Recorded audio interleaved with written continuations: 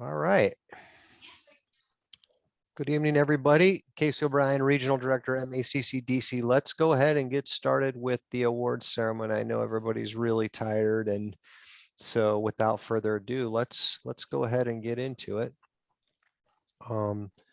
So this is a shot of a heavy-duty Pelican case that stores, amongst other things, the trophies that excuse me, get carted around from year to year.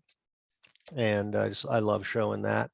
So we can save round of applause to the very end to make this go quicker. We can do, quiet virtual round of applause. But I want to start with the teams. It includes the coaches, the remote site judge, any of the co-coaches, all of those at the schools that help the teams do what they need to do to get here. And that includes those from Bowie State University, Capital Technology University, Community College of Baltimore County, which has competed since the very first Mid-Atlantic CCDC in 2006, Drexel University, who's relatively new competitor out of Philly, George Mason University, Liberty University, University of Maryland, Baltimore County, and the University of Virginia. So thanks to the teams and the coaches and the schools and everybody that supports them.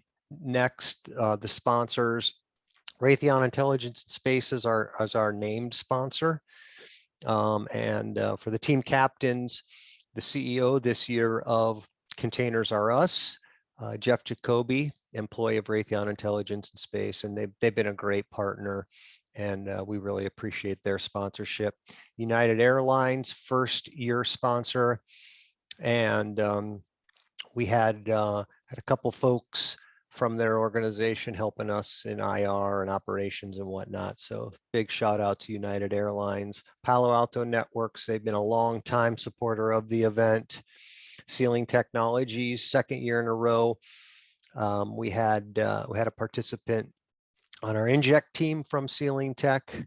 So thanks to them for their sponsorship. Johns Hopkins Applied Physics Lab, normally where we run the regional finals when we're in person, and who knows what the future holds, but I'm hoping that will be endemic next year and we can be in person, right? It's been really, really difficult to do this event virtually, not so much from the infrastructure perspective, but just providing sort of the full experience, badging and sort of the energy and the excitement and all the swag and just the look and the feel and the in-person job fair. And we do our best to try to mimic some of that as best we can virtually, but for the legacy crew, right, those have been around with us a long time, it's difficult to do this virtually.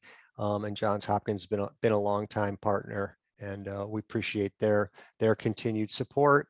CrowdStrike 2 years in a row. Thank you to CrowdStrike. Penn Medicine, first year sponsoring the event. Some of the OGs will remember Seth Fogy, incredible hacker. He was on our red team first couple of years, and Seth is with Penn Medicine now, and he's come back to sponsor this event. So thank you to Penn Medicine, and then the folks at Help Systems who bought out Cobalt Strike. For those that don't either know or perhaps have forgotten, some tools were written by Raphael Mudge to support this event, and they became commercial products. And so we're grateful to Cobalt Strike. NetSpy was a sponsor late in the game, and they provided some tools for the red team. So a big thank you, I should say, to all of our sponsors. The volunteers, I hope I got all of them. If I missed somebody, I apologize in the scramble to put together this slide deck. But essentially there's maybe 3 people that are paid to do this, and they are not paid they're not paid for the level of effort that they put in. Let's just say that, right? They're paid a lot less than the level of effort that they provide. But that being said, I would like to thank obviously our ops team, Rob, Jake, and Mike Doherty. Mike Doherty's been with us since the get-go. Rob, almost since the get-go. and Jake the past couple of years, and I've got some incredible statistics to share just to give you a sense of the size of the infrastructure and sort of the effort that effectively fell on 3 people, and it's these 3 right here. So a big shout out and a huge thanks to these 3 here. Incident response, these folks here did a great job. Many of them have been with us a really long time. Paul, a new addition. Paul, welcome aboard. Hopefully you had a great time and we can get you to come back. And you'll hear from Scott, who was the incident response team lead, in a few minutes here. Casey, we had one other person that was new this year too, Mariah. Mariah, that is my fault, Mariah. Forgot Mariah. Thank you very much. Mariah competed for, if I'm not mistaken, the University of Virginia team that was national champion. So thank you, Scott. Appreciate that. And sorry, Sure. Mariah. Red team, Gen X Web. He'll go. We've got some time slotted out for him and the various others who shall remain nameless. So thanks to the red team. Thanks to our inject team led by Becky, Mike, Nick, Tony, Mickey, and Kendall. In my opinion, I honestly think this was, in terms of the level of difficulty, especially technical difficulty, but also the range, the kinds of injects that this team put together, policy. We had some really fun ones, videos of the teams working out, which was cracking me up. They really knocked it out of the park this year. And the theme couldn't be more timely. So I'm in Central Illinois, and I don't know if y'all have been following, but there's a container ship stuck in the Chesapeake Bay. And that was a little too on the nose, I guess, given the theme this year, but they did a fabulous job. And I want to thank the inject team, and I'll be doing their report out for them. They sent me some notes there. So thanks to our inject team. The C-level executives, I mentioned Jeff and Costas. This is the first year that we've had a merger and an acquisition, and the first year where we had 2 different C-level executives, two C-level executives from 2 different companies. We've had in years past upwards of 3 C-level executives from the same company that played a CEO, a CISO, chief financial officer, chief operating officer. And so this introduced an interesting dynamic when you had Containers R Us. Jeff Jacoby was the CEO of Containers R Us, acquiring the smaller Cyber Cargo, and Dr. Costas Tregus was the CEO of Cyber Cargo. For those that don't know, Cyber Cargo was a fictitious company that the blue teams worked for in our qualifying virtual around February 5th. And then in subsequent, I guess I should say, in the time when the teams finished the virtual qualifiers, Cyber Cargo was acquired by Containers R Us. And so this presented an interesting dynamic. They get style points for Zoom background, and they did a great job. And I've got some remarks that they gave me to share with you all in a couple minutes here. So thanks to Jeff and Costas for their participation. All right, some interesting statistics in terms of infrastructure, right? I talked about essentially 3 people building out the entire infrastructure. A separate team obviously doing all the injects, a separate team working on red team, and a separate team working on incident response. But the 3-person team essentially wrote a lot of code, 4,800 lines of custom Terraform, 6,200 lines of custom Ansible code, almost 800 lines of miscellaneous PowerShell, Bash, Cisco scripts, 50 lines of code for the CCDC bot. A lot of active Amazon EC2 instances. We had 4 virtual private clouds this year, 94 subnets. You can see the network access control lists and security groups. The blue teams had 36 boxes this year to defend, 49 scored services, which I'll talk about in a couple slides coming up. But you can see the amount of storage, how many DNS queries were handled, 2 billion packets sent during the event. A lot of traffic, a lot of active users for our event. being all virtual. Typically, when we are in person at the Johns Hopkins Applied Physics Lab, we do have a mix of both on-prem bare metal assets with some sort of cloud-based assets. This year, obviously, all cloud-based. And the cost, roughly $2,300 to run all of that, which is, I mean, Amazon is sort of expensive, but still very affordable in my opinion. That includes the cost to spin up these environments for testing long before the event itself. So $2,300 just of the Amazon infrastructure to run this thing. Some red team stats, lots of callbacks and beacons. Red teamer A, B, and C there. You can see the number of callbacks. Red teamer E, too many to count. And I'll let Gen X Web talk more about this and whatnot in his spiel. Tickets, a lot less tickets this year, partly because the infrastructure team, our black team, as we refer to them, they worked really hard to automate certain things, that cut down on the number of tickets. For example, teams could issue their own snap virtual machine reverts, for example. So thus the lower number of trouble tickets.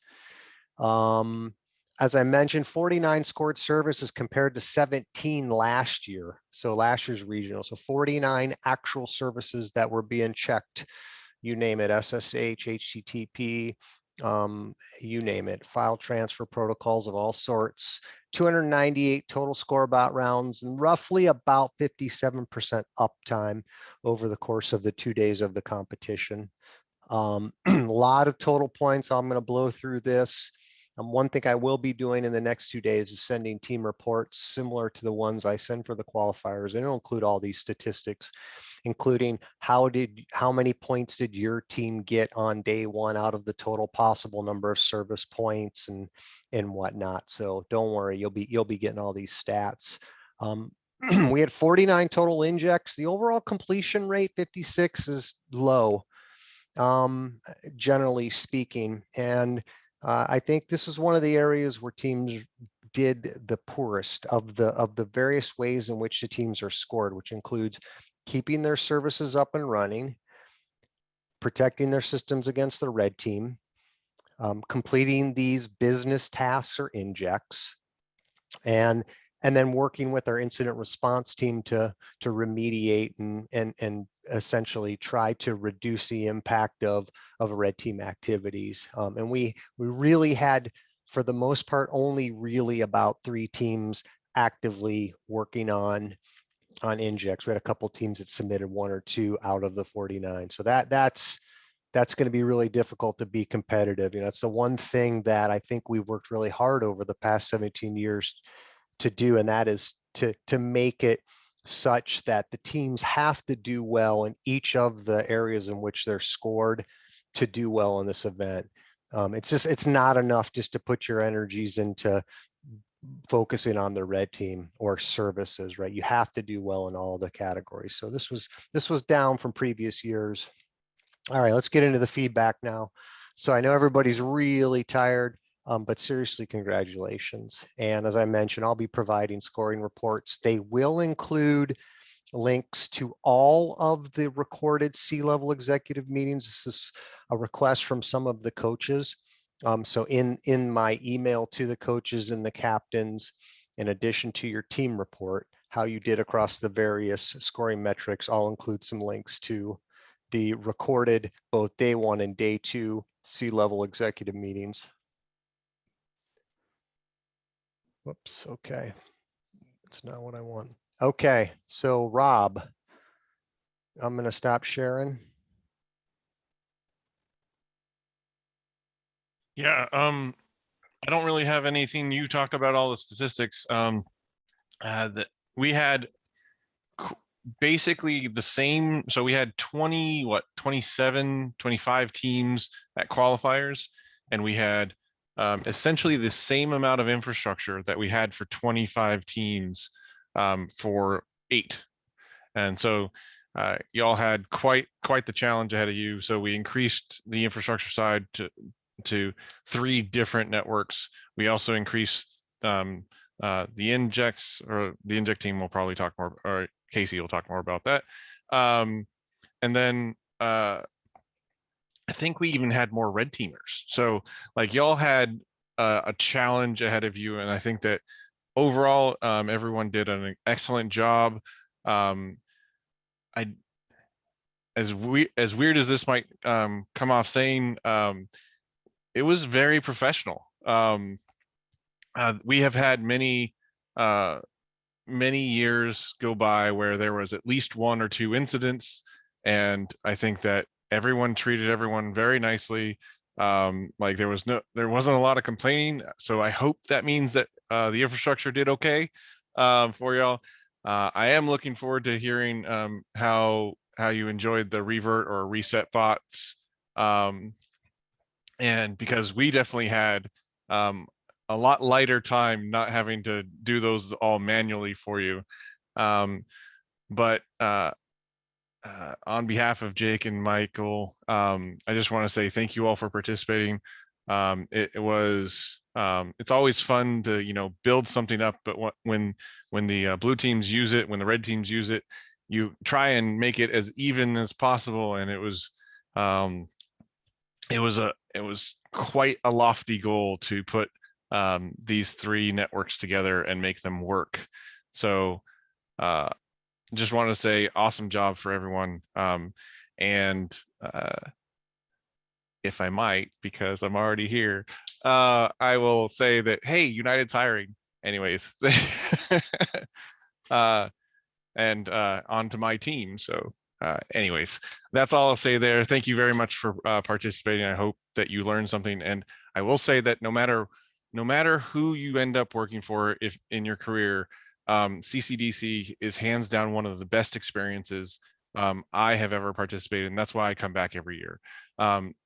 And it is more real world than you think. And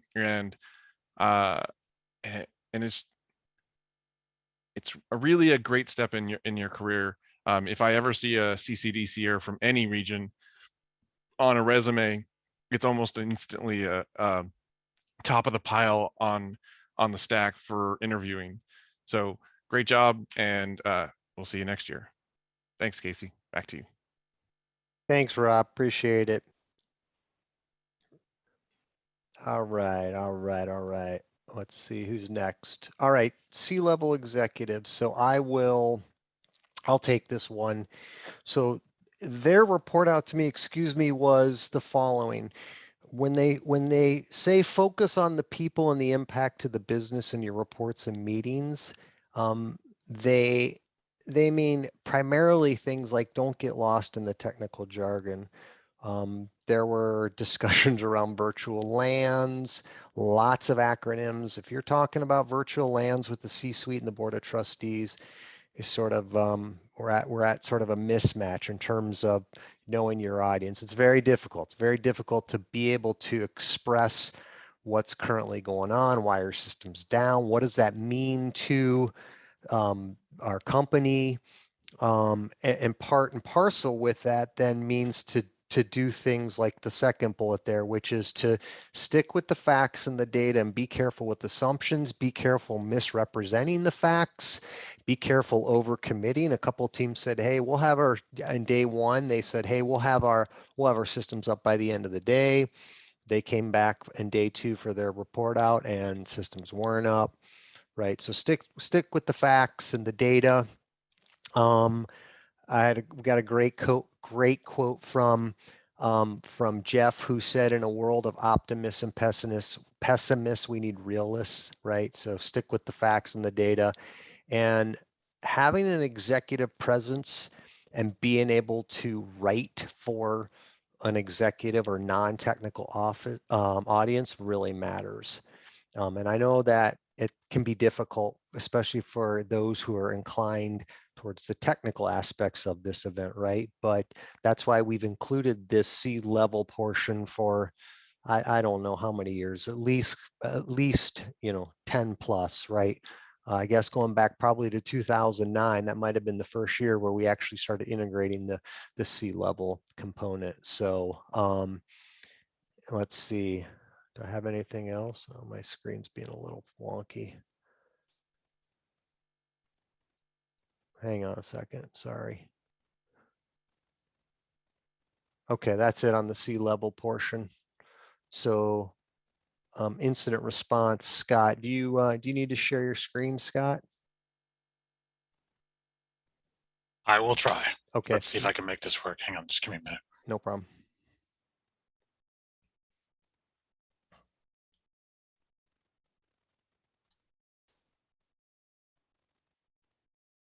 I misspoke. Rob said it was 450 lines of code for the CCDC bot, not 50. So I missed that. I missed that 4 there. I mean, I wish I could code an entire bot that interfaces with AWS for in 50 lines. Maybe someday. I think that was a typo. Might have been on my side. It's fine. All right, looks good. Scott, balance. Cool. All right. So overall, I just want to say you guys did a great job, student teams. I have to echo what Rob said. I mean, Mike and Rob and I and a few of the others have been around this competition for a really long time. And I can't agree more about the realism. You get to experience in 2 days what most of us deal with most of the year, right? Granted, it's a lot more condensed and a lot more stressful in 2 days, but the range of things that you have to deal with, I can, almost any job that I've had, I can say, yep, yeah, we did all that stuff too. Ran into that. Yep. Had to stand in front of a C-level person at one point and try to explain what was going on. Just all of that stuff. So I'm glad that you guys keep coming back every year, and I'm happy to keep coming back every year and help, because I think it's one of the few competitions that's really worth it, in my opinion. So going on to incident response reports, it was kind of a range this year. Some teams did really well, some teams not so much, but I could probably write the same presentation every year or just reuse the same presentation every year, because every year you get the same range, the spread of some teams do really well, some teams don't. Some of the feedback that we had after the team talked about it, looked through all the reports, the first one, balance being some of what the C-level feedback was. When you're writing an incident response report, it is considered to be a technical document. However, you are going to have to explain this incident to somebody higher up in management. Sometimes it's a C-level person, sometimes it may just be your own manager, but higher up you go, the less technical it should be and the more high level it should be, so that it speaks to what that level of person in your company needs to hear. Obviously, C-level people, they want to know about the risk. They don't want to hear the acronyms, like Casey said. So in your summary statements, that's not the place to be super highly technical. That'll probably be the thing that somebody higher up reads. The rest of your report, go nuts, get technical, because that's for your peers and the other people you're going to be working with who should be that technical. All right, see if I can figure out how to advance this. Clearly, this is why I work in incident response and not marketing. You can tell from my presentation here. Evidence, Pixar, it didn't happen. It's going to get old. And some of you may not even remember that saying, but there were many, many reports that either did not have evidence attached, or what you did have was inaccurate or insufficient. The evidence that you support is there to back up the claims that you make in your summary statement and your report. If you say that somebody compromised your system or compromised the root account, then you need to show some evidence of that. If somebody put malware on your system, the Wordle login prompt, I have to say, Red Team was pretty cool. And we had one team submit screenshots of that. For that team, I would say, okay, that was cool, but that really wasn't enough evidence to support the full incident. You showed something, but that's kind of where it stopped. It's almost like when you're watching a magician on stage. You get distracted by watching their hand move around, but you don't actually see what they're doing when they're pulling off the trick. Also, evidence is what we use to check your accuracy, and accuracy is a grading criteria that we have on these reports. If you don't provide any evidence, we can't go back and prove what you said. And if we were, if we were representing some sort of a law enforcement agency that you're asking to investigate something, if you just tell us something that happened, but we have nothing to look at, we don't know if you're right, and we really don't know, what else to do with that. It's really hard. It's really hard to give you points for accuracy if we can't go back and validate what you're saying is happening. And your evidence is how you prove what you said happened. There were some teams who we both agreed. I think one of the reports we got towards the end of day one was almost a pleasure to read in terms of the amount of detail and evidence that they provided. KCD's, I'll just admit that person. It varied through the reports, but I think overall, evidence seemed to be more lacking this year than it had been in the past. All right, somebody keeps trying to enter the room, and I keep getting a pop-up for it, Casey, so I'm not sure if. Yeah, I if you take guys are care of seeing it. Don't worry about it, okay? Cool, no worries. All right, and obviously, yeah, never mind. I'm going to beat that one to death. Evidence is super freaking important. If I can't say that enough, if just every year you do a competition like this, and when you're in your job, please, please, please focus more on gathering evidence that's accurate and correct. One more example, actually. One of the first reports we got, a team said that red team was illegally accessing their systems, and they submitted a firewall request to block that IP address. Initially, it looked good until we realized that what they were saying was completely inaccurate. The IP address that they reported as the source of red team trying to come into their network space was really their own jump box. And so the evidence that they provided was just showing themselves RDPing from their jump box into their internal system. So we kind of debated on whether or not to approve your firewall request and just kind of watch the magic happen there, because you would have blocked yourself. So the accuracy of your evidence matters, obviously. Time zone consistency. Some of you gave us times without dates. Some of you had your stuff in UTC. Some of you had it in Eastern time. I think in general, it seemed like it was kind of all over the place. That was the feedback from most of the team. We all did not read every single report, but almost all the reports, most of you were good enough to put in a time and a date, and that was good. But some of your timestamps in your evidence didn't match the time window that you said the event happened in. So I will just say focus on that. That's a detail that's important, even though it seems like it's not that big of a deal. Everything in UTC is pretty much the standard. If everybody's using UTC, then everybody's on the same page when you say stuff happened. Elaborate. All right, this was another one. When you claim that something happens, you need to go further with explaining what it is. For the most part, a lot of you did a good job of providing enough details down through the report. But some of you were saying that, this was a malicious IP address without saying why. What makes it a malicious IP address? How do you know it's malicious? How do you know it's not the score bot? Or how do you know it wasn't your jump server, right? What did that IP address do? Or what activity did you see associated with that IP address that makes you say it's malicious? That's the kind of extra detail that needs to get into your report and explain what was going on. So instead of saying this thing was malicious, like a file, you could say the file was determined to be malicious because of XYZ, and we know this because we did this to find it, right? Here's the log data showing this file executing and doing these things or making these system changes, or here's the hash. I don't think anybody sent us any hash values this year. I understand that sometimes that's not as easy to do in a competition network because it's not like you can run out the virus total and double check the hash values. But hash values, when you're out someplace where you can do that, are an excellent way to prove your point when you and give more details into when you say something is malicious or bad. That's one example, sorry. Remediation. All right, so this was a big one, right?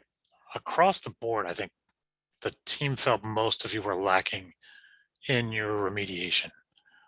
For example, there were several reports where it was claimed that somebody was on the system with a unauthorized root level account, or that something had been changed on the system.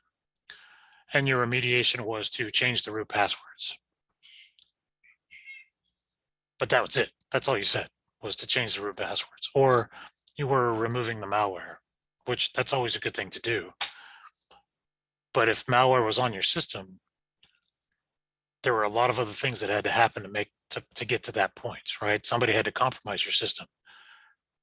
And if you're going to do true remediation, just removing the malware or removing the malicious account oftentimes does not address the root cause, because how do you know that account isn't set up in a cron job or a scheduled task to just regenerate 5 minutes later? I know we had one report today that was pretty classic in terms of a red team description, where they described deleting the malicious account, but it was continuously regenerating and coming back. So it was, all for naught. But then they stopped getting really much further than that. They just kept deleting the account. So that doesn't really fix the problem. That's like mopping up the water every 5 minutes, but not turning off the faucet that's overflowing your sink.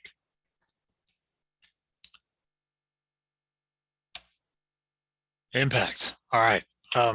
Again, kind of back towards the CEO perspective of things. There were a lot of really good summaries that described what they thought was going to happen, or extrapolating beyond something like, oh, there's a malicious root account, or they did this, which means they likely had access to everything on the system and all the user accounts could be compromised, or data could be changed or exfiltrated.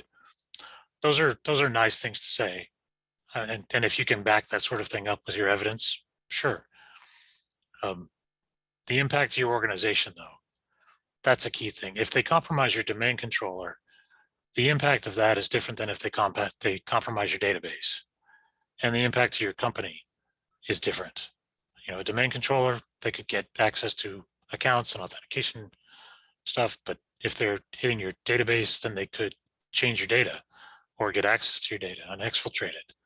If they're getting access to a control system or something that guides cargo ships into a big bay or a dock, that could be a bad thing too. The impact of all those things is very different. So when you're explaining the incident, be sure to consider the impact that it's going to have on your company, because that will also be relevant when you're explaining something to your CEO as well as to your overall response. The impact of web defacement is very different, and the response to that is very different than the impact of a database compromise. Consistency. All right, so this one's kind of a big one this year too. There were a number of times when people said multiple systems were compromised, but they only showed us one, or they only listed one. They said this thing happened, but then the details were showing a different IP address than they initially said, or a different host name, or the evidence that you supplied didn't match what you said happened in the report. Even if the evidence itself was good, and we could look at it and say, oh yeah, there's evidence right there of bad things happening on your system, it didn't match what you described happening in the report. So that consistency is pretty key across the board. If you say something's going to happen, make sure that your evidence supports that and backs it up, that your details support that, that your remediation and your response support that too. timeliness of reports. Overall, this was not bad this year. It's you only have 2 days, right? And we debated about this one on multiple reports, but every time we came back to the analogy of if you don't find an attack that happened for 6 months, okay, there's a problem with that. But if you find out that an attack happened and you don't do anything about it for 6 months, that's a hugely different problem. So if you find an event on day 1, but you don't report it until day 2, we're already behind the gun. Under the gun, sorry, behind the 8 ball, whatever you want to say. We're behind in terms of being able to go and investigate that. In the time period it took you to report it, many other things could have happened. Red team could have gotten further through your network, lateral movement, exfiltration of data. They could have left and not be there anymore and erased all the evidence. So we would come back to investigate and there'd be nothing to see. For the most part, I think most of the teams did well with submitting reports on the same day that they found something that happened. And that was really the key. So you did well on that in terms of getting points. There were only a few that I recall that showed were happening on Friday, but you didn't submit the report until Saturday. And that's it. Awesome. Thank you very much, Scott. Sure. Appreciate that. If you don't, the other thing too that was different this year is the incident response team took some time to write a memo that was made available to teams ahead of the event, and it covered a lot of this stuff. Scott, do you have a sense of if teams read that or not? There were, I think the points where we saw the most evidence of people not reading it was when they would submit reports that didn't have the proper name schema and then asked us a couple of times, well, what's the right naming schema? It's only a 2-page memo and it was in there, I think. So we would just either tell you to go back and read the memo or copy paste that particular information out of the memo into the channel so that the student teams could look at that. I don't know how many of you actually read it, but for the most part, I think the reports seem to reflect a good deal of work there, except for when you're putting figures into your reports. We very explicitly stated, make sure that your figures are referenced. So if you're going to say see figure 1, 2, 3, that needs to be at the point in your report where that's relevant data. If you just say see the attached evidence, then we're kind of left to connect the dots ourselves and see, well, there's 6 images here of evidence. Which one goes with this part or this part? We might be able to figure it out, but you don't want to leave that up to chance. If you say something is in figure 1, then reference it correctly in figure 1, and so on down the road. Great, appreciate that. Yeah, thank you. We are gonna update the EIR report and the grading criteria for next year. I think we discovered this year it seemed like there were a lot of things that were just a bit more challenging to effectively grade based on the evolution of just things in the world in general in cybersecurity. That'll be good. Great. Thanks, Scott. Appreciate that. Sure. Nice virtual round of applause for Scott. Appreciate that. So the Inject team, so I'm going to read some of their notes and I'll do my best here. So the first item they want to share is that they were impressed when they received submissions even when you all couldn't accomplish a task. They said that IT is hard and that's what would happen in the real world. So it's important to communicate what you would have done or what you plan to do. You can't give up, so nice work. They felt like there was good communication, that they said good articulation helps to give more points, even, hang on here, even if you were only going to receive partial points because you couldn't fully accomplish the task. Some teams didn't submit many injects. I said that earlier.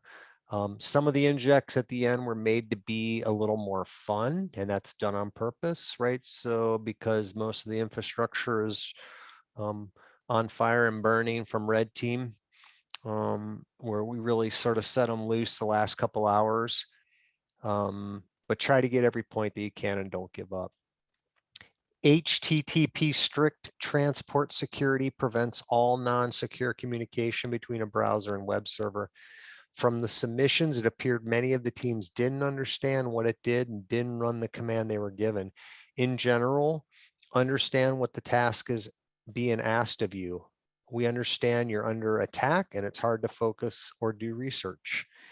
If the white team is giving you a command to run, make sure you run the full command. Understand what the flags and the switches and the options do, or how they change the default behavior of the command. If you don't get any output from a command, ask questions. The answer is always no if you don't ask.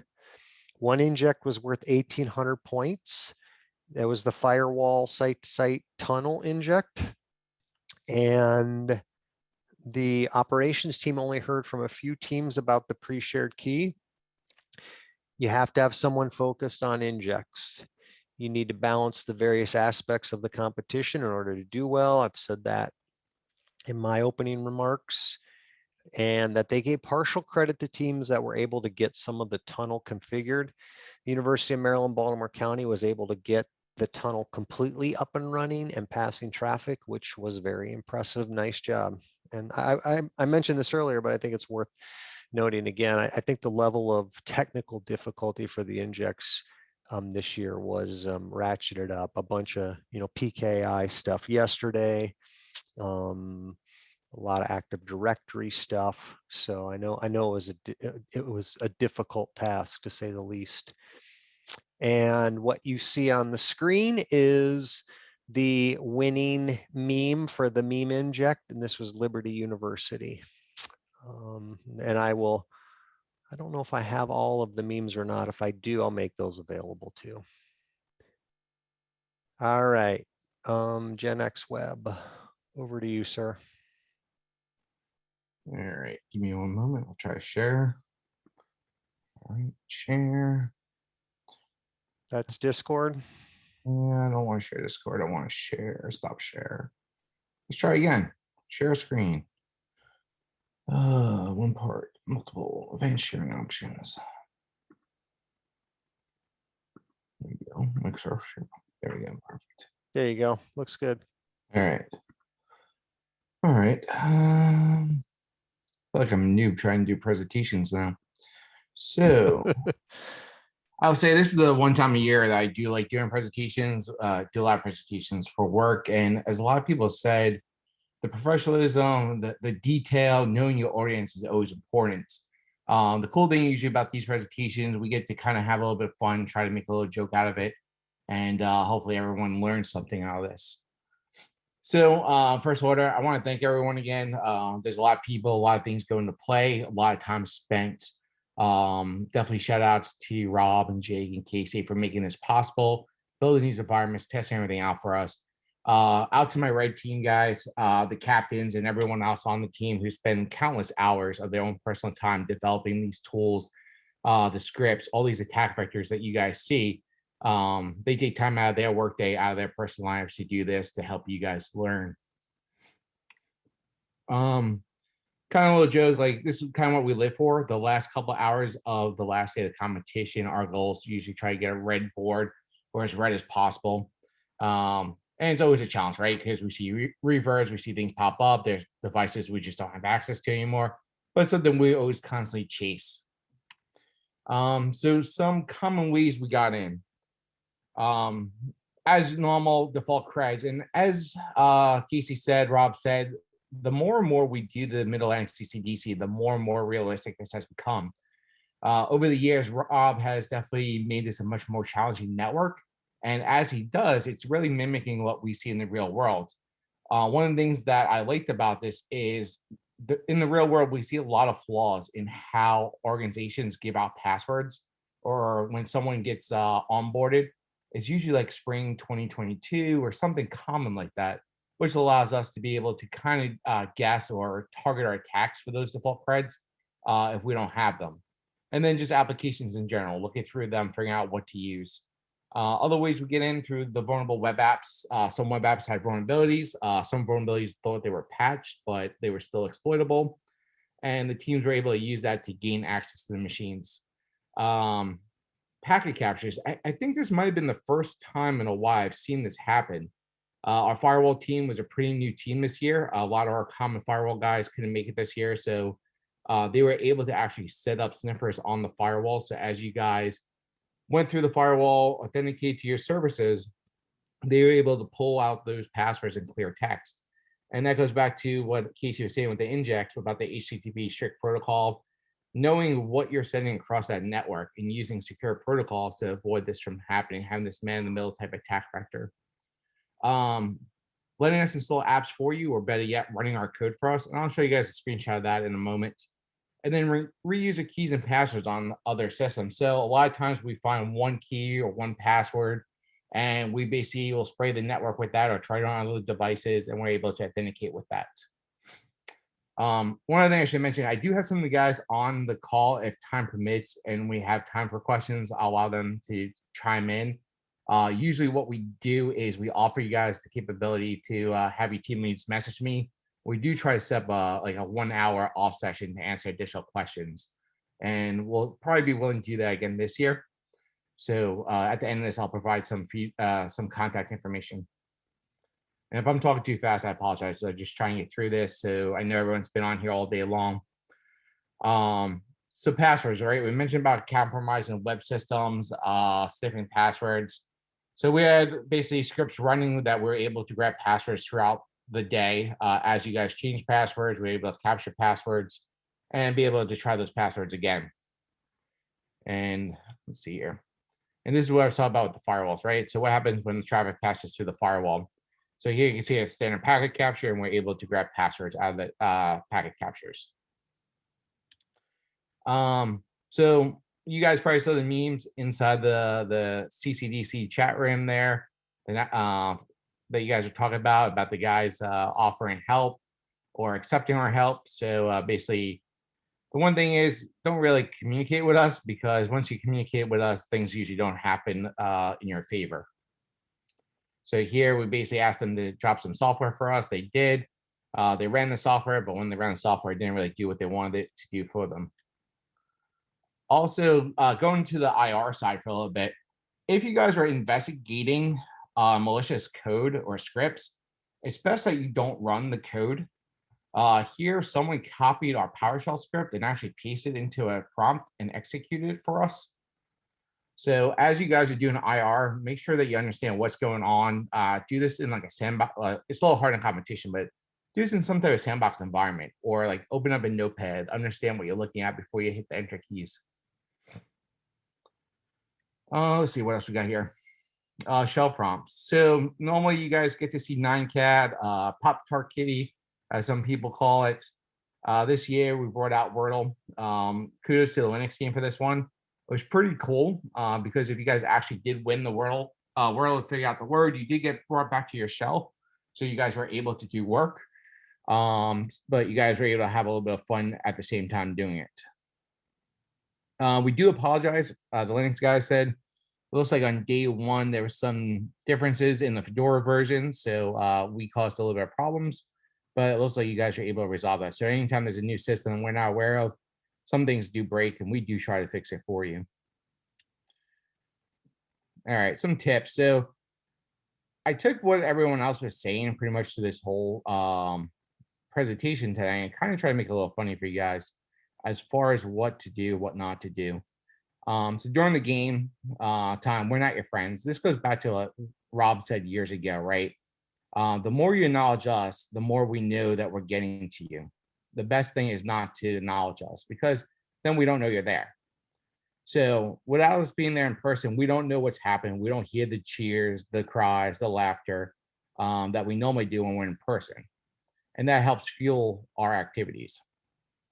If you knock your service offline before we can, we need to fix it for us to have fun. So a lot of times we get blamed for things in the first hour or two.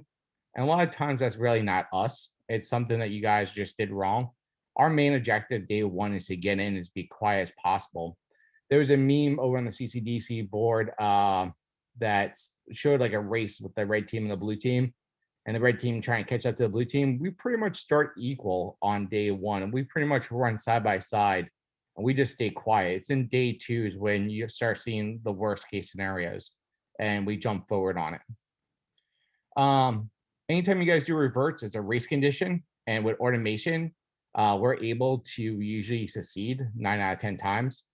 I'm all favor for this revert bot. It was something pretty cool. It kept everything lively, made life for you guys easy, and made life for the other teams, for the black team easy. The one thing I did notice, I don't think we really seen that many reverses here. Not like we've seen in past years. And Rob can correct me if I'm wrong there, but there was definitely a decrease in the number of reverts, I think. Yeah, there was only 9 total reverts across all the teams, I think. Yeah, which is pretty amazing. That Also, just means that blue team didn't mess up their stuff as much, right? yeah. And then also like what Scott said too, right? Don't spend countless cycles on playing whack-a-mole with us. Like you find our script, you delete our script, and magically the script's back, right? Basically figure out where that mole is and destroy the mole. Do the initial IR and figure out where we're coming from, because we really don't know that you know we're there until you start messing with our script. Like we could watch you and see what you're doing, but with that many machines and that many teams, our attention is not focused on you. But when we see our bot not phone home, then we know something's wrong, and we come back looking to see what's going on. And that brings attention back. So as Scott said, once you figure out there is a backdoor or something's wrong, do that IR work, figure out, try to lock it down and go from there. Choose professional passwords, as if your passwords taunt us, they'll taunt you back. There were some interesting passwords, and those teams that use those interesting passwords, we went a little bit harder after. And then focus on business and complete objectives. So this goes back in with the whole injects, right? Previous years, we've seen inject numbers higher, as Casey said. If you're focusing on playing whack-a-mole with us and not focusing on the injects, you're going to be losing points. Injects and IR are worth a lot more points than playing whack-a-mole with us. And then any questions you guys have, in Casey, do we have any time for questions? Yeah, sure. Let's take a few minutes. Okay, so I do have some of my guys on the phone, so I'll let them unmute if they need to answer the question for you guys.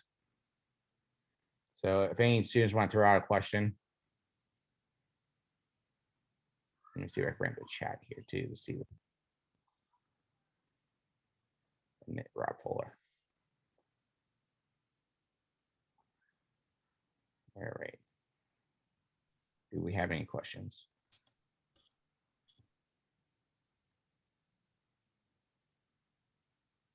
Okay.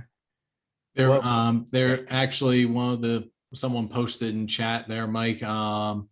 What were some of the web exploits? Okay, so I know we have Chris Baker on the phone from the web team, and Hodor.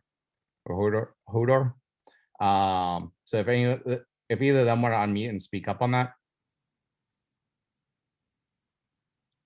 if they're able.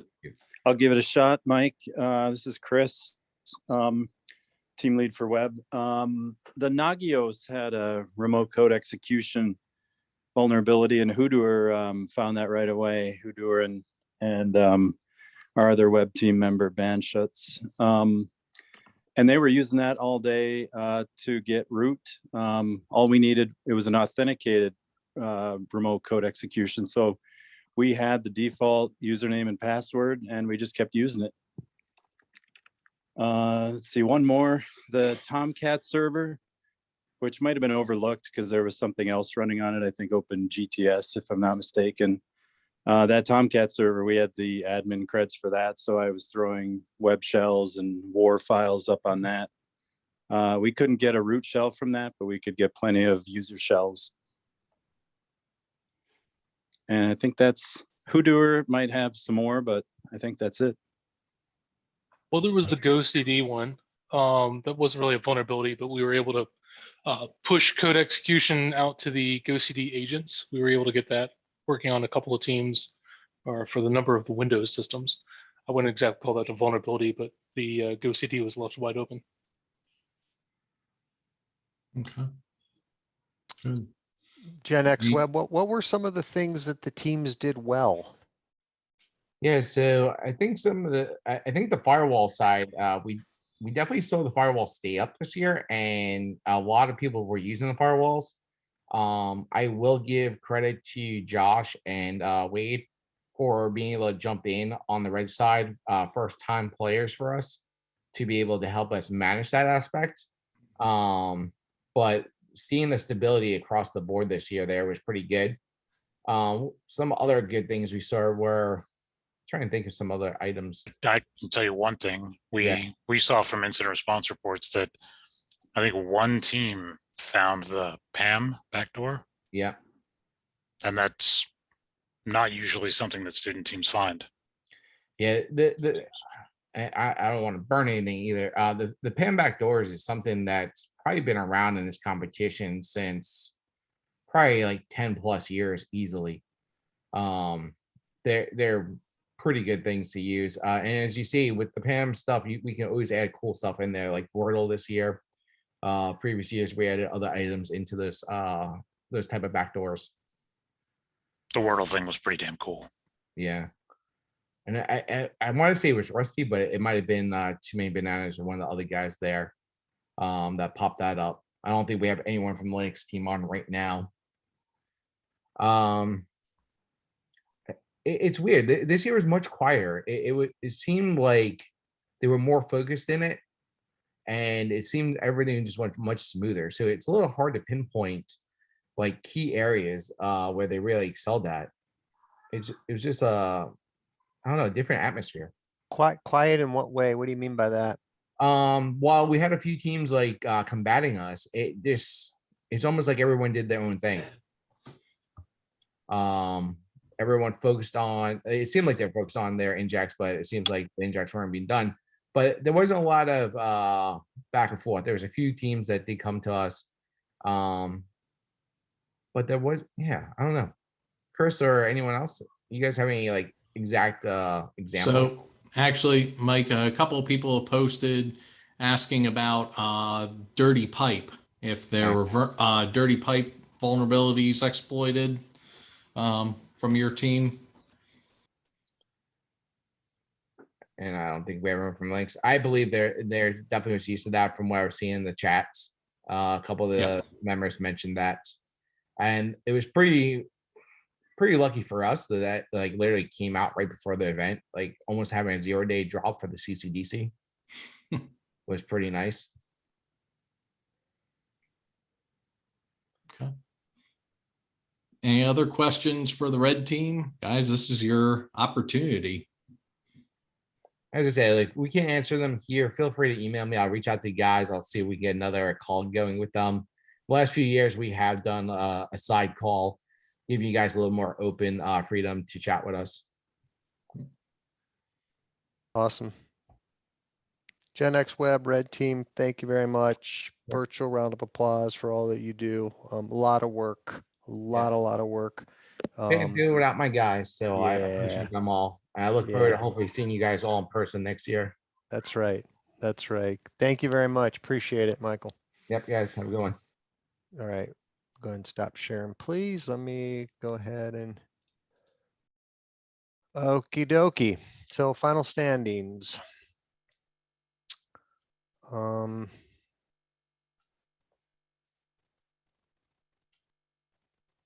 right, this is the Mid-Atlantic Regional Collegiate Cyber Defense Competition Cup. It's 16 years old. You can't tell by that shot there, but it's got on plates, the little gold engraving plates on all the sides with the teams engraved. I'll get it from last year's winner and we'll send it to this year's.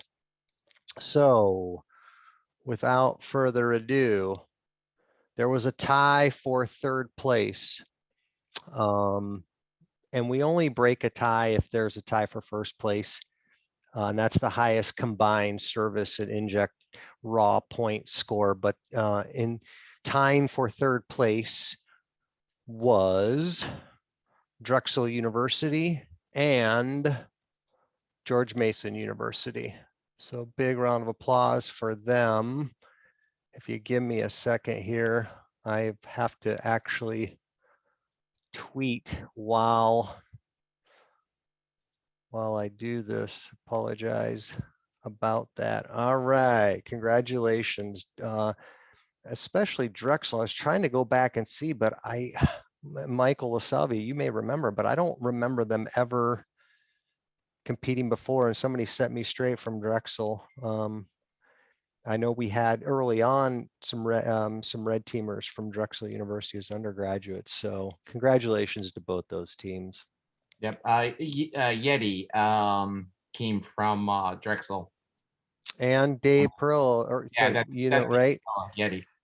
That's right. So some of our early phone hackers, IP phone hackers, that is. Okay, excellent. Congratulations. What were the team numbers? I only know them as 1 through 8. I don't have that right now. I mean, I can pull them up in a second. I got it. I'll post it. Thanks, Rob. All right, my screen is being really crazy. All right, in second place for the 2022 Mid-Atlantic Collegiate Cyber Defense Competition Regional Finals is the team from, geez Louise, this is crazy. I'm not trying to be so dramatic here. University of Virginia. Big shout out to UVA. Nice. I do want to say that this is the third year in a row that the national CCDC folks are doing a wild card round, which I absolutely love. And what happens is that the second place finishers from all of the 9 regions compete in this wild card round. This is going to take place April 6th. So UVA April 6th, 6 to 10 p.m. Central. And the winning team of the wild card then gets invited to the national CCDC. And the past 2 years in a row, the winners of this wild card round have come from the Mid-Atlantic CCDC. And so that's meant we've had 2 teams in the national CCDC from the Mid-Atlantic region. So congratulations to the University of Virginia on an excellent second place finish. Thanks, Rob, for posting that. You can see the team number to team name assignments. So, all right. And without further ado, the first place team for the 2022 Mid-Atlantic Collegiate Cyber Defense Competition is the team from Liberty University. And a huge congratulations to Liberty University. It's the first time they've won the Mid-Atlantic Regional Finals. They've been a strong team for a number of years, going back to their coach, Mark Shanik, and I'm extremely happy and proud of the Liberty team. And we wish them the best of luck in the Nationals. That's the official award ceremony. Thanks to everybody. I'll keep this open for a while and we'll be in touch. Take care. Be safe, you all. Thanks. Thanks a lot. Congratulations.